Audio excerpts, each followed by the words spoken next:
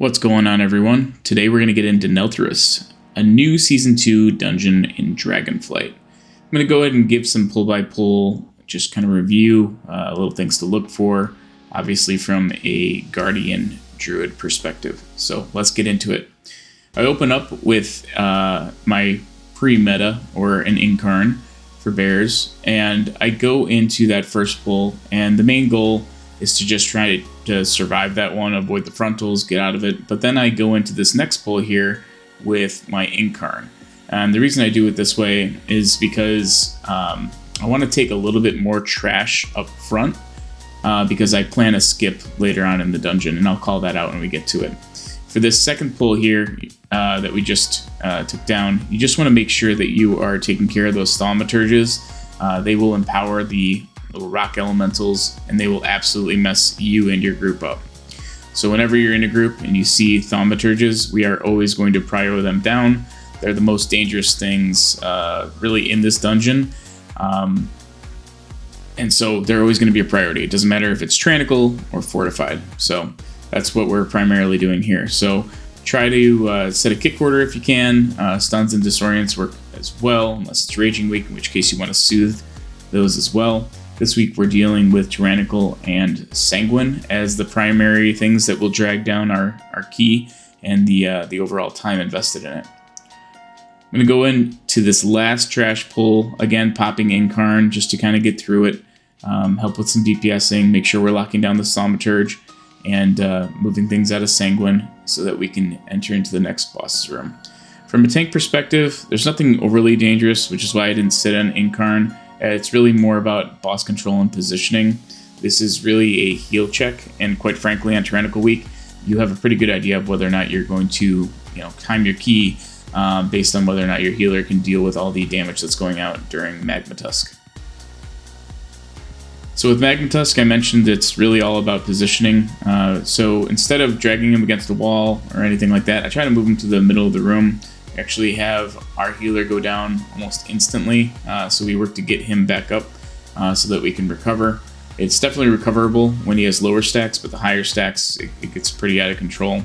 Biggest thing here is using the entirety of the room to make sure you have enough room to avoid those little lava surges that go out front, making sure that whoever has the frontal is on their own and they're not making the rest of the group take it. And then as a tank, you do not want Magma Tusk sitting in the little lava pools. It will empower him. You want to get him out of there as soon as possible. He will be a pain in the butt and sit in those pools, so you're going to just do your best to move him out as quickly as you possibly can. He will reach 5 stacks maximum, which he just hit. That's and if you're unsure as to how many stacks, or maybe you don't have a plater profile that's as obvious that tells you, you can really kind of base his level of empowerment based on the number of tentacles he has grown out of him. So he's at 5 stacks right now. He won't go higher than that, but he is hitting harder than he will ever hit at this moment in time, which also will scale by key level as well, so keep that in mind. Don't get hit by those lava surges. Make sure that everyone is topped off as you go. Use defensives, and it'll be GG. They did remove the file cheese to limit his stacks to 2 throughout, so you can no longer cheese it that way anymore. So next we're going to just jump over here and round up this little group here of birds and these two. What we're going to be doing from here on out is trying to leverage the chains throughout the dungeon as much as possible. So I'll be grouping everything right by these little chains that are wrapped around those skulls. And I'll have a member of the party using a chain for every single one of these pulls going forward. Right now I've got the mini boss, and I'm just kind of parking it by the chain as well. Unfortunately, we have one of our melee pull that extra pack as he was doing the chains, which was unfortunate. So we weren't able to take full advantage there. We didn't need that extra pack. So we're going to be over percent a little bit in this dungeon. But ideally, you would just want to cleanly get the mini boss down with the chain and then move on to the next pack, which is really the rest of everything leading up to the next boss. So right now, I'm just rounding everything up, and I'm getting ready to position, grabbing as much as I can in the next room, and I'm going to go ahead and park in front of the next chain. Now, the only problem here, we do run into a little bit of miscommunication because 2 of our players are PUG players. Right now, we're trying to get our Shadow Priest to grab the chain and run it through this group, as I have them all parked there. He's not doing it, or not really quite sure what's required in order to do it. And instead of just trying to type that out and get it done, we just end up killing it as quickly as possible. Since it is tyrannical, this stuff goes down pretty quickly. And then I'll go ahead and chain into these last 2 mobs here, just to make sure that we are all set for cooldowns when we pull this next boss. These hunter mobs, they'll go out, they'll put bleeds on your party. It's a cast that can't be interrupted, but you can stun it, and then they will not immediately recast again when they come out of stun or disorient, so make sure you're doing that. It's a lot less damage that goes on in your party throughout. Now heading into this next boss, you're just going to want to tank him in the center of the room. Avoid the frontal as much as possible. It's slow moving, really no one should get hit by it. His primary mechanic is his glitchiest one, and that is the chains, which are going out right now. I ask 2 of my people to kind of crisscross, and then I drag into the final one so that we can get through this as fast as possible, get him into a stun phase, and get higher uptime on the boss. Now, if you do die with a chain, the boss will go into a bit of a rampage, and it makes it darn near impossible to heal through, especially at higher keys. You can do it here at like a 20 or a 21, but after that, it just becomes way too much for the healer, and it requires people using defensives as well if they're still living. So you do not want to die if you have a chain up. So if your tank is able to move things through the chains relatively quickly and your healer is comfortable with doing that, then great. The sooner he's stunned, the better. But for the most part, you're going to want to break 2 chains, give it a second, and then break the 3rd chain. So whoever is the last person up with the chain is going to make sure to use defensives and do everything they can to live.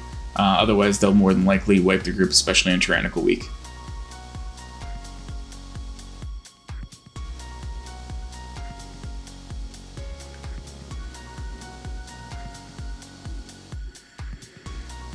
Alright, so this next pull is going to be a pull with chains as well. So as you can see, I'm just rounding everything up. I pop an Incarn, and we're off to the races. I'll get a speed boost here for the group here as well, the Roar. And I'm just grabbing as much as I can, coming back, parking myself right in front of the chain, and then we're going to go ahead and run a couple of chains through. Unfortunately, this week it's Sanguine, and the chain not only does a ton of damage to all this nonsense, but it also will stun them, and so we have major Sanguine healing at the beginning. It's still way faster to kill with chains, so it's very worth it to stack things up there. Most people skip this little hunter as they go up the stairs. I grab them just again because I'm planning a invis skip before the last boss, so this gives me the percent that I needed.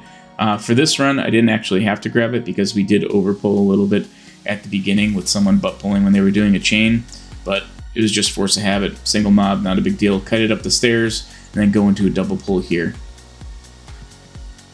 I believe we're going to have our healer drop. Yep, there he goes. We're going to go ahead and send a battle res on him, although the pug is who sent the battle res on him. I would not have resed him there. We would have been completely fine. We only really had 2 mobs that we needed to worry about. As long as you get interrupts on these little flares, you're generally pretty good on these packs.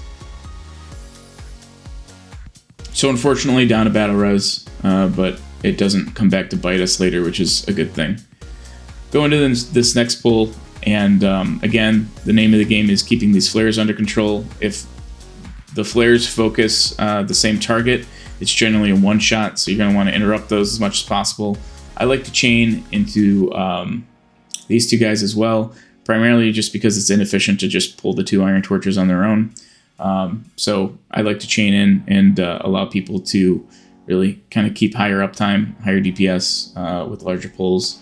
We're gonna run out of room here, and I'll end up chaining into the mini boss. And then as these 2 go down, I will then look to pull in the 4 fire elementals, which again need to be stunned, interrupted, disoriented, whatever you can do to keep the group as clean as possible. So those are down. I'm grabbing the fire elementals. I interrupt, I use my roar, and then from there it's just on the rest of the group to keep interrupts and get stuns on those guys so that people don't drop.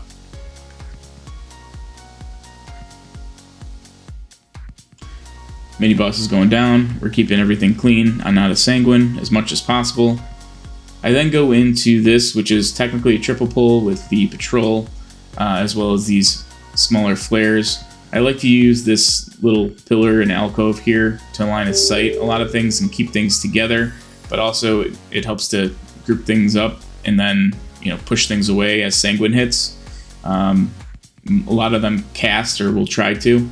We're doing a lot more movement here than I normally would like to, but that is 100% because of Sanguine. So once these are down, we're going to go ahead and drop down and clear the trash around the boss.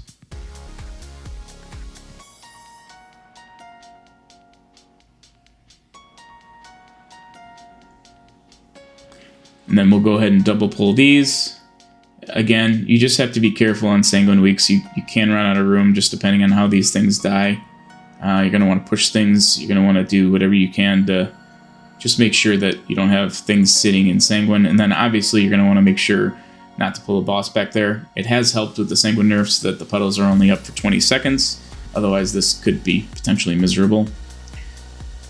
This boss, I think a lot of people sleep on. I do think it's one of the harder bosses in here, just mainly because of all the group damage that goes out that you really can't avoid.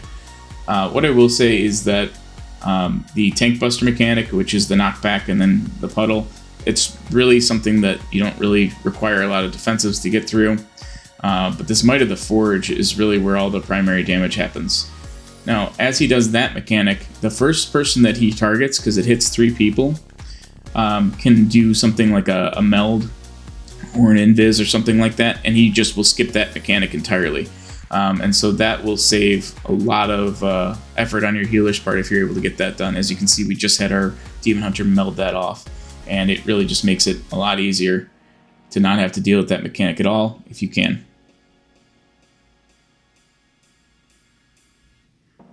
Pretty much just watch your feet for the rest of the fight, and it's rinse repeat, and then he goes down.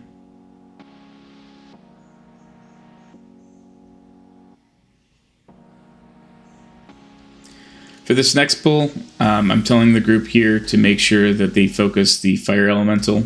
The longer it's up, the more pulsing damage it does to the group. It's completely unavoidable. The sooner this monstrosity dies, the better it is for everyone.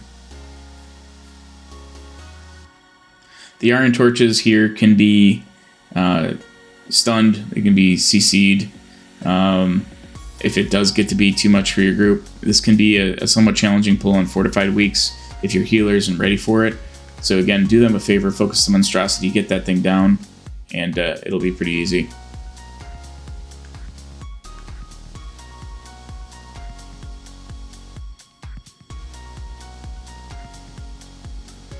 So for this next pull, it's one that is really more of a time sink than anything. It's not overly difficult.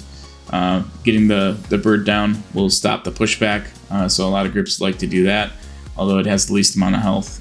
These wardens can be a pain with these frontals. Just make sure you're aiming it away from the group, and then make sure you as a tank gets out of it. You don't need to face tank the frontals here. And then also the blazing smash that they're doing to me, you can actually outrange it. I tried to do it right here, and I still was just a little bit too close, but that's a big thing that you can avoid on those fortified weeks. It can one-shot at certain levels.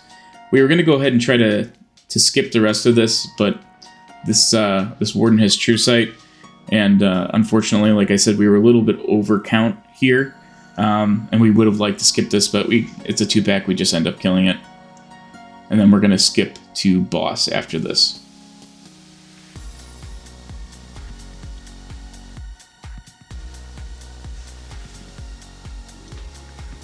Alright, so the way that you skip, you can do a couple things. You can Mind Soothe. Or no, actually, no, you can't because they are giants. So you can't Mind Soothe here, so you're going to want to bring an Invisibility Potion. You can kind of thread the needle and just not pull them at all if you're careful. But using Invis is the way to go. Otherwise, you know, as a Druid tank, if we wanted to death skip this and res your party, you could also do that as well. We're really good on time. So as we head into this last boss, there's really only a couple mechanics that you have to look out for as a tank.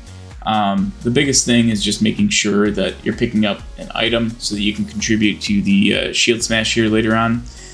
He doesn't do anything overly dangerous, at least that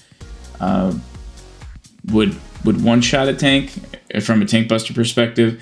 You're going to want to make sure you use your items. You're going to want to make sure your group is healthy. If you have the ability to decurse, you're going to want to do that. I actually don't have decurse here, but since they've nerfed it, it really hasn't been too bad. It's something I would definitely do, though, if I was running a 22 or above, just to help out the healer. But the healer leaves the debuff on me the entire time, and I'm able to self-heal through it, and he's able to heal me with little to no issues as well. So the best thing you can do as a tank is just really making sure you're not standing in fire, and that you're really positioning the boss as much as you can towards the middle of the room so that people have room to move around, grab their items. And also, when he does cast the ad that focuses a party member, you can do things like stunning them, slowing them, disorienting, putting down really any kind of root effect, and that'll really help out everyone, but it can be cleaved down relatively easily. Other than that, this is GG, and relatively an easy way to win at a 20 Neltharus. Good luck out there.